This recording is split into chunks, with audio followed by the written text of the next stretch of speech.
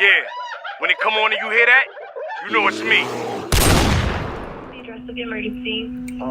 My mother is dead, and I came over to check on her. She is lying on the floor in the kitchen. I believe she was either assaulted or murdered. This frantic call was made by Robert Testerman, who had just found his mother in a position he could never imagine. You said there's a gun in there? There's a gun. She has 2 shotguns and a handgun. There is a shotgun sitting on her kitchen table. But what awaited later in this investigation was even more frightening. Former Cat, please, anyone inside? Shotgun faceless. Things in the kitchen, there are guns in the house. What time is that? It's 2024. A shroud of mystery surrounded the identity of a killer until a crucial piece of evidence emerged. The killer had been caught on a camera. He's a white male, thin to average build, seemed to be pretty tall, and late 20s, early 30s. As the investigation of this unknown figure escalated, another chilling reality of more than one murder came into light that stunned the investigators. She's gone too. She's dead too. Give me a cigarette right now. I'll tell you everything y'all need to know. Oh, come on. Nigga said, you give me a cigarette right now, I'll tell y'all everything y'all need to know. Bro. Before we get into this, I'm back. It's your boy, Hyena Bear. And y'all already know, man. I'm back with another one. And I need y'all to go like and subscribe. Like, comment, and subscribe. Don't forget to share. Don't forget to share your boy Hyena Bear. Let's get back into this video right here. I appreciate y'all for rocking with me. On June 24th, 2018, Robert Testerman and his whole family were excited and preparing for his mother, Cindy Bertina Testerman's 62nd birthday. This was one of those few occasions when the entire family gathered and enjoyed each other's company. However, their happiness was about to turn into a horror no one could have expected. On the evening of June 24th, Robert had tried calling Cindy over and over, but there was no response, which made him concerned.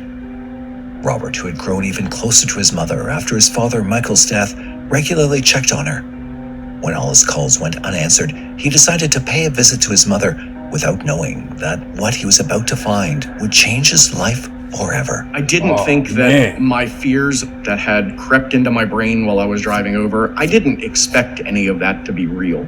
Like, hey, I wonder what's happening here. What's the worst that it could be? I never imagined that it could actually be the worst. His mother lived alone at her father's home after moving in to take care of him and ended up living there after his death. Upon entering the home at around 8 p.m., he immediately noticed an unpleasant smell in the entire house. But things were about to take a darker turn. He saw a gun lying on a kitchen table and frantically started looking for his mother. As he moved further into the house, something stopped him in his tracks. I stopped right in the middle. Now, if you go in the house, now if your mom's is not answering, and you go in the crib, you go to check on her and walking in, and you smell something funny, see a shotgun on the kitchen table. I mean, I don't know if Mama Love, play with them hammers. I know my mom, she be thirsty sometimes when she got her rifle. She love, she love her rifles and shit like that. So, feel me? So, I don't know if she was playing with it, but if that's some sketchy shit, man, I would have already been scared, man. If my mom, she don't really, grab the gun unless she have to, I would have already been like, yo, what the fuck is going on? I would have grabbed that shit like this, bang, mom. Room, and I called to her, and I was like, Mom, and there was no response. And so I panicked. Like I turned around, I walked back out to the front porch, and I immediately called 911. Upon receiving the call, the investigators reached the 7900 block of Rosedale Avenue, Maryland, USA, and Robert gave them the horrifying details he'd just witnessed. Straight ahead, to the right. I haven't even gone into the kitchen yet. You said there's a gun in there? There's a gun. She has 2 shotguns and a handgun.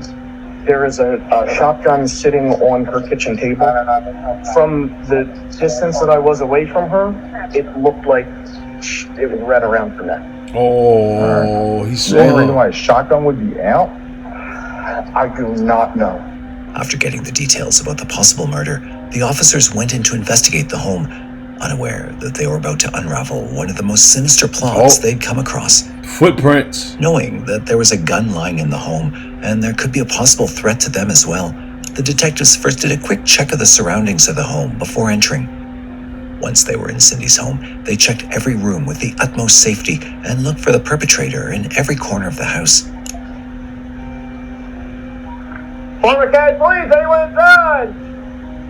Shotgun faceless. Anyone Who's in the inside? kitchen? There are guns in the house. That far. I got a closed door to my left here, 2 other rooms to clear.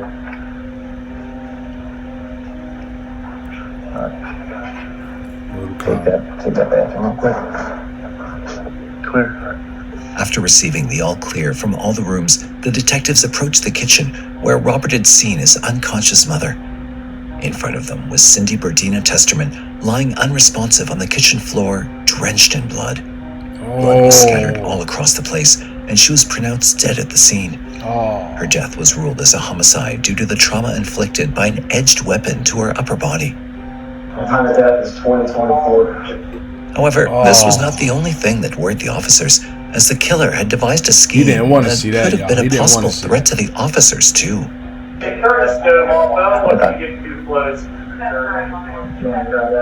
Yeah, you can. The medic can reach over. Okay. I got you. He was trying. He must have was trying to leave that shit on. Inside, we had a gas He was trying to smell. burn the It's house a very down. dangerous situation because He was trying to burn the house down. Whoever did that, try to leave the gas on, so eventually the house could probably blow, and the evidence, be destroyed. But they coming for that ass, brother. They coming for that ass, my boy. When they get you, they gonna lock them up. Oh man. Lock them up. Because you left some evidence there, man. You left some evidence there. Stupid. You left some evidence there. Stupid. Let's get back to this. At least a little bit of a spark obviously could set something like that off, and you don't want that. You don't know if the actual suspect was hoping that maybe that it would take an ignite in some way. After recovering Cindy's body, the investigators searched through the house for any clues or information about the killer.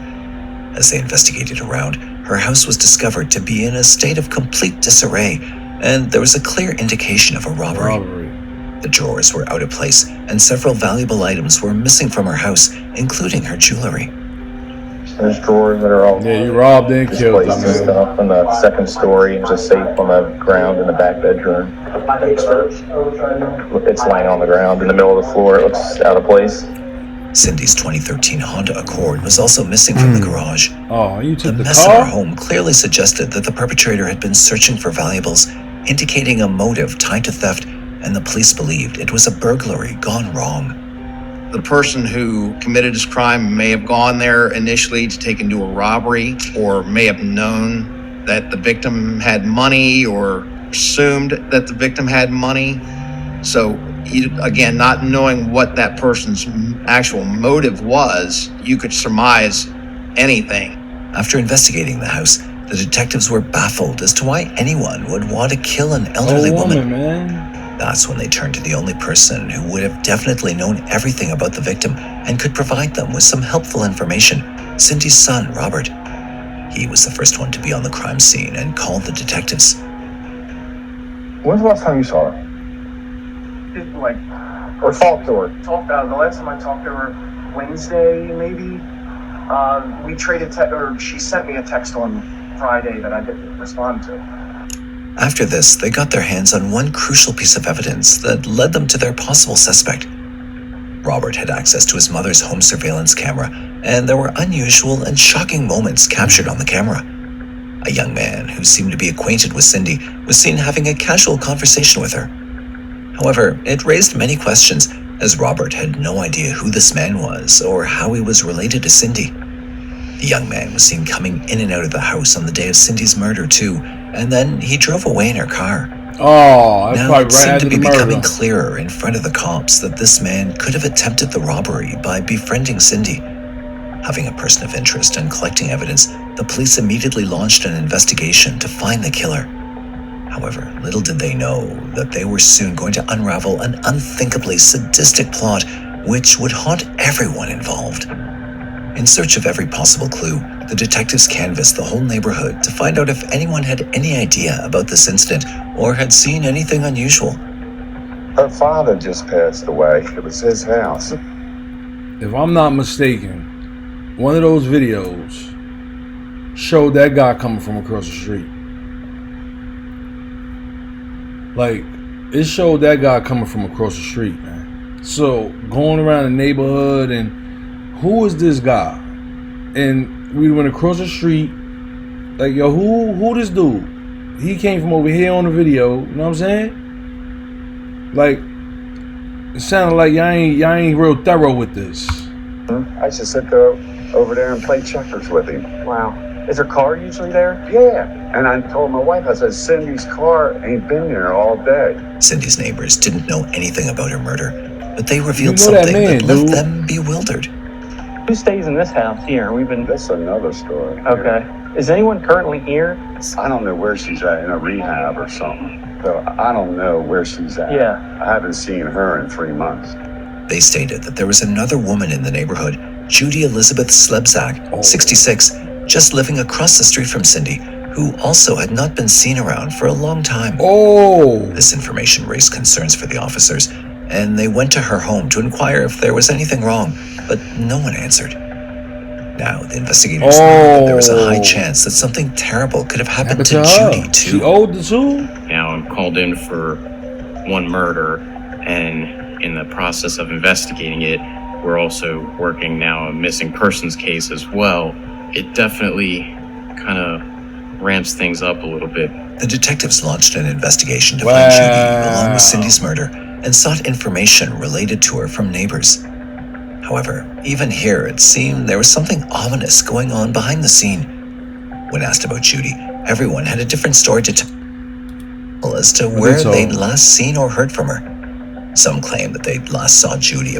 All right, before we go a little further, right? I got something to say on this video, but hit that like and subscribe button. Hit that like and subscribe button. Don't forget to share the video. You feel me? But if that dude, if you know what I mean, he kind of like he was on some, he take drugs. You feel me? And if he robbed the old lady across the street and the guy that was just interviewing, I mean, the cop was just talking to said, oh, that's another story. I think she's in rehab, or, you know what I mean? So, maybe coming from across the street, unless that guy know the guy, maybe coming from across the street, that guy, the killer, could have been coming from her crib. Week before, while others claimed that they'd seen her at other times. Although the timeline provided by the neighbors about Judy didn't match, most of them mentioned that she was in rehab. This raised suspicion among the officers as to why no one had any idea about this woman. The investigators were puzzled about the stories of both women, and there was no one who could shed light on what had happened to either of them. One woman was dead, and another was missing. They were both of similar age and had lived alone in their homes. It seemed like a pattern was emerging. However, there were no answers in sight. Questions regarding the two women kept piling up until a shocking piece of evidence came to light. As the investigation moved further, Cindy's car was located in the city, and the officers spotted 3 people sitting in the car. This is a vehicle that we know was stolen during the course of a murder, and there's a real strong possibility that whoever's in this vehicle is involved in Didn't they say murder. a Honda Accord? I want to make sure everybody's safe. They'd stopped the car mid-road and started questioning the They people said it was a traveling in it. Honda. Initially, the family of 3 were afraid, but later claimed they had no idea who previously owned the car. They didn't even know the car was involved in any crime. The family said they'd bought it from someone else. Man sold this car to me and my husband. I didn't steal anything. I didn't know the car was stolen. I wouldn't buy no stolen car. After reviewing their statements, the detectives concluded that they indeed had no connection with Cindy or her murder and let them go. Oh, so damn, he already done sold the car. He already done sold the car. Yo, all right, so he had to get the paperwork, unless they just dummies, but he had to get the paperwork. So he searched the crate, he got that paperwork, and he must have found a way to sell that car, forge her name, whatever. Wow. However, there was one peculiar thing that stood out to the officers. They bought the car from someone they knew as Bird, which doesn't do us a whole lot of good at that point either. He's a white male, thin to average build, seemed to be pretty tall, and late 20s, early 30s. He had shorter, light brown hair that kind of was consistent with the guy in the video. Look at Bird. Look at Bird. Look at Bird. Look at Bird.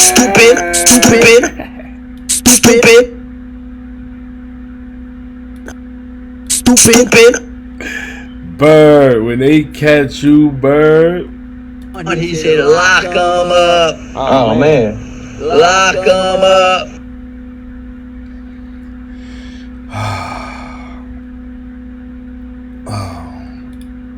Bird, why'd you do it? I guess we'll never know.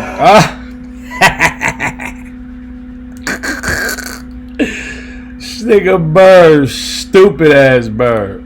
They gonna put your ass in the cage. In parallel, the search for Judy was being conducted, and that's when a close neighbor of hers revealed something alarming.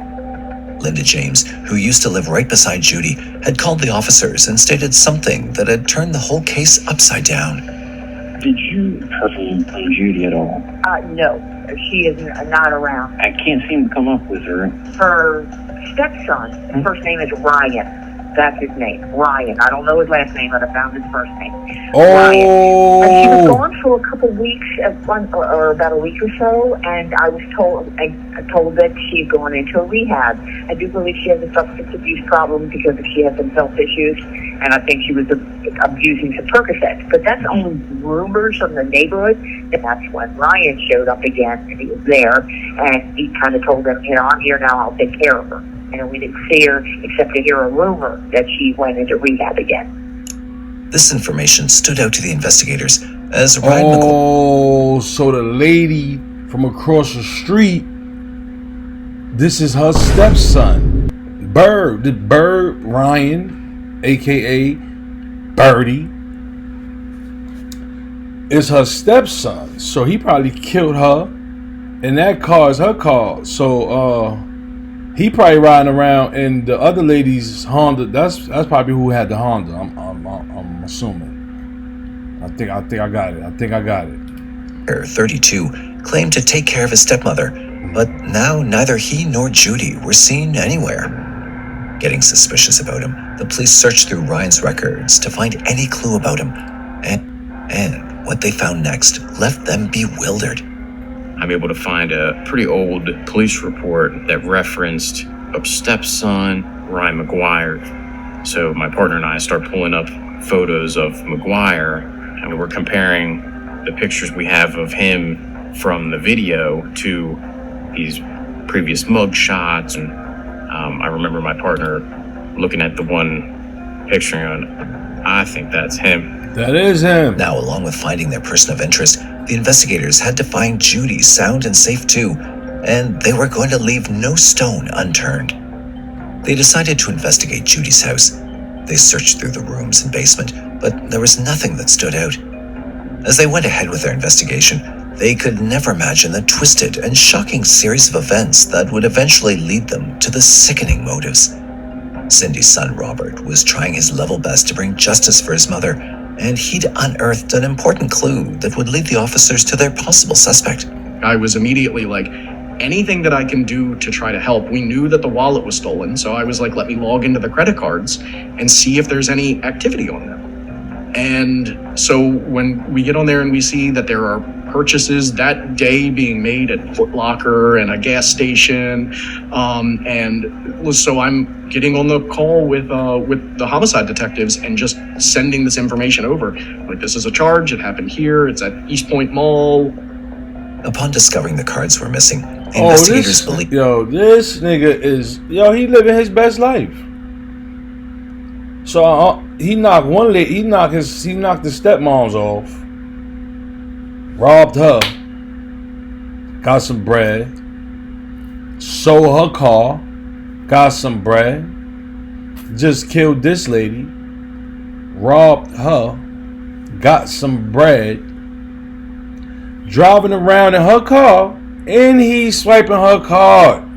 Oh man, he is living his best life right now. Y'all tell me if he not. That the person who was using the cards might be the killer of Cindy. Rest in peace to when Cindy Robert traced and the last Judy. location of the cards being used, it was last used at a motel to make a payment. At that very instance, the detectives rushed to the motel to find out who this man was. As they entered and examined the CCTV, taken aback and couldn't believe what they were looking at. The person using the cards was Judy's son, Ryan. He was seen freely moving in the motel and having the time of his life. The detectives also found Judy. They said it just like I said. Just like I said. He is living his best life. How you just kill somebody and using a card, man, at Telly's? You is crazy. You going down, buddy. You going down. Car in the parking lot of the Deluxe Motel, 6401 Pulaski Highway in Baltimore. They discovered that he was staying in a room rented under the name of Jessica Chamberlain, Ryan's girlfriend.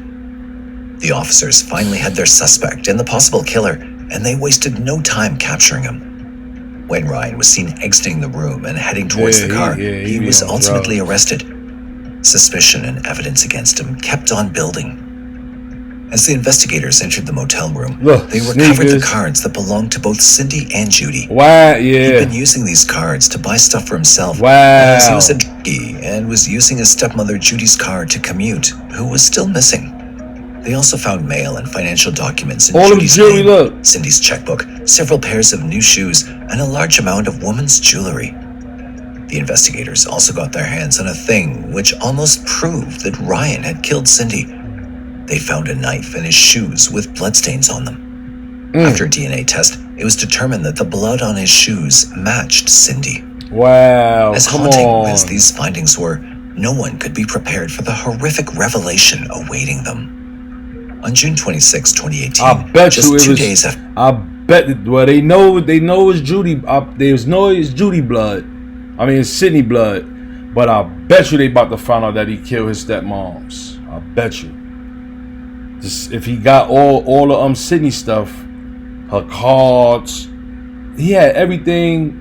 Sydney's, he had Judy's, everything, her jewelry, everything that was her stolen stuff, her jewelry, her card, everything. He had both of his stuff. That's his victims. That's his victims. Cindy's murder. Ryan McGuire was arrested and sent for interrogation. Ryan McGuire. While sitting in the interrogation room, he looked calm and composed, and he had little to no nervousness on his face. As the investigator entered the room, geared up to obtain information from Ryan, he said something that left even the investigator flabbergasted. There you go. Hey, think I get a cigarette in there? That's all you want? Yeah, probably. I'll have to find one. It might take me a minute, but yeah, I don't think that's a problem. Well, you good? Anything else you need? I just want a cigarette. You give me a cigarette right now, I'll tell you everything you need to know. Look. Okay. Ryan's words left the officer astonished, and he agreed to get him the cigarettes as he didn't want to lose any information. However, as the investigation moved further, he revealed a jaw-dropping secret that the police department had been searching diligently for.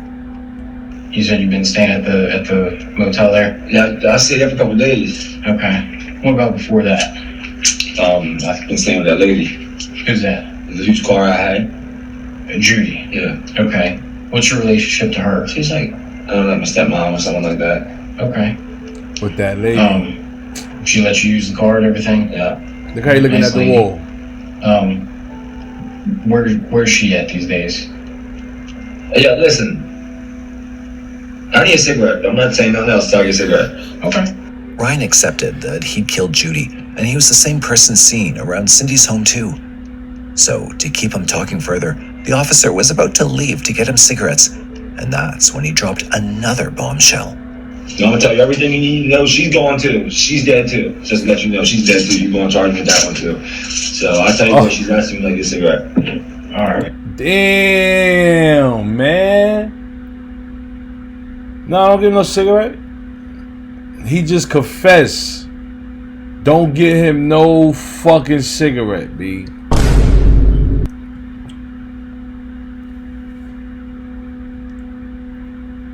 That's it. I know y'all need the evidence. I know y'all need the evidence. I know y'all want more evidence.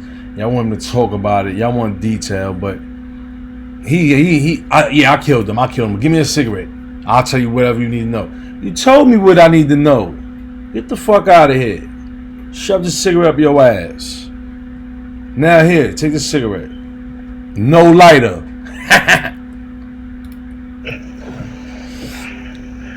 I know I'm here for the one across the street. What's that? I'm here for what? Across the street? Yeah, man. After some time, the officer came with a cigarette and gave it to Ryan. He smoked it stoically, as if he hadn't committed anything sinister.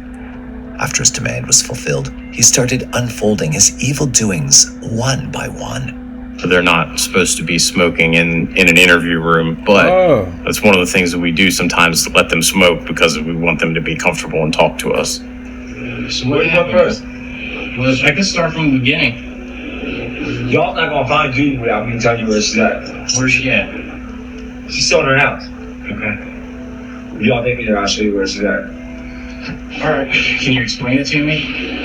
Yeah. She got high. She was getting high, so she asked me to shoot her up. I shot her up with GOD. So. As sickening as these revelations were, there were other horrifying details Ryan revealed that would make anyone question his sanity. He actually admits that they were using drugs and that he intentionally overdosed her, knowing that it would kill her.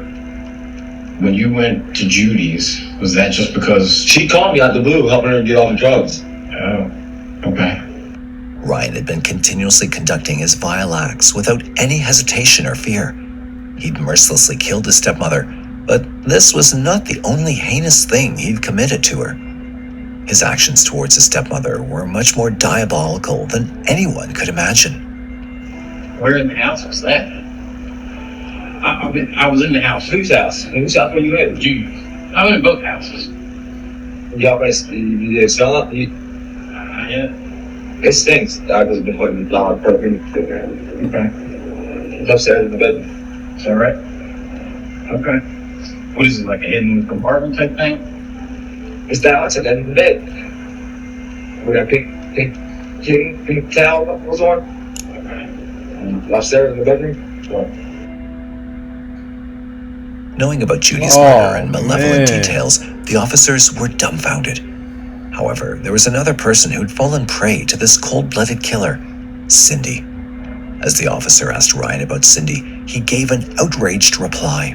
I need to find out everything that he can tell me about what happened with Cindy Testerman. What happened across the street? She asked me a question. About what? About Judy. She's realized something's going on there. I guess. Well, what were you doing over her house? What that? So you know who that is? Yeah, Cindy's Cindy. Yeah. So she called you? You took the number or whatever? Yeah, she called me from Judy's house. Okay. When the officer asked him how he killed Cindy, he calmly stated the details of the murder and why exactly he killed her. And then how did that go? That's not too good. Oh, I mean, I get that, but I mean, how did it kind of happen? That's not good. Because she was asking too much, and then he said she was ready to go up. Oh, yeah. And that. All right, so how did it happen? Damn, Cindy. So picture that stripped her and then stabbed her. Stabbed her. Damn, Cindy should have called the cops after he left. Shouldn't have told them.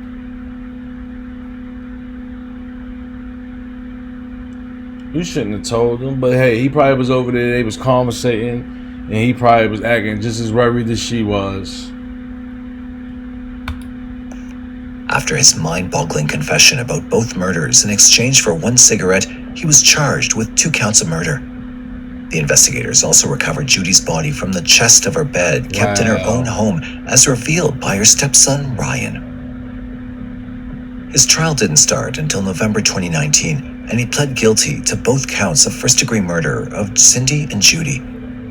Ryan, then 34, was sentenced to serve 2 consecutive life terms behind bars on December 12, 2019, with no chance of parole for his barbarous execution of helpless women. You only been in there about 7 years, During the bro. trial, it came to light that Ryan was on probation for burglary when he started living with his stepmother, Judy, and committed these sinister crimes. Wow, come on, Prosecutors dude. theorized that Ryan used drugs to sedate Judy and then put her in the chest of the bed to get her money and house.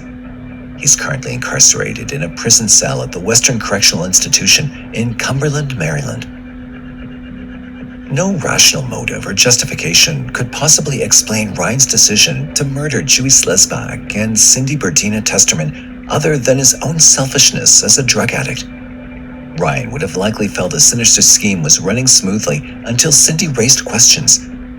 With Judy dead and the house as his personal crack den, he was freely selling her belongings to fund his habit, all while telling neighbors she was away in rehab. Damn, But Ryan's really unsettling moves began drawing suspicion from Judy's concerned friend, Cindy, whose relentless queries over her mysteriously vanished neighbor threatened to shatter his design and expose his hidden crimes.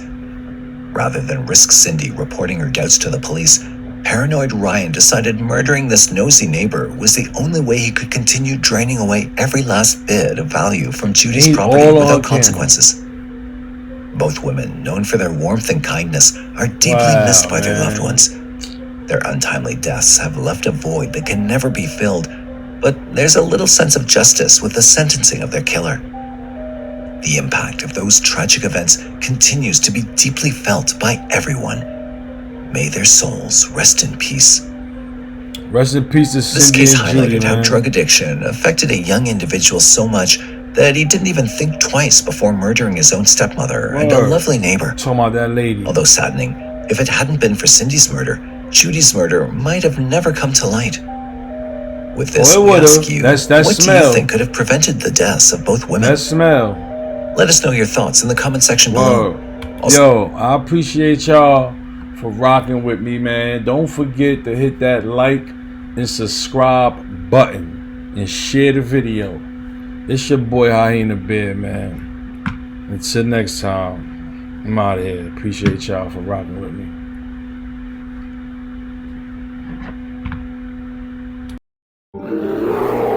Hyena Bear.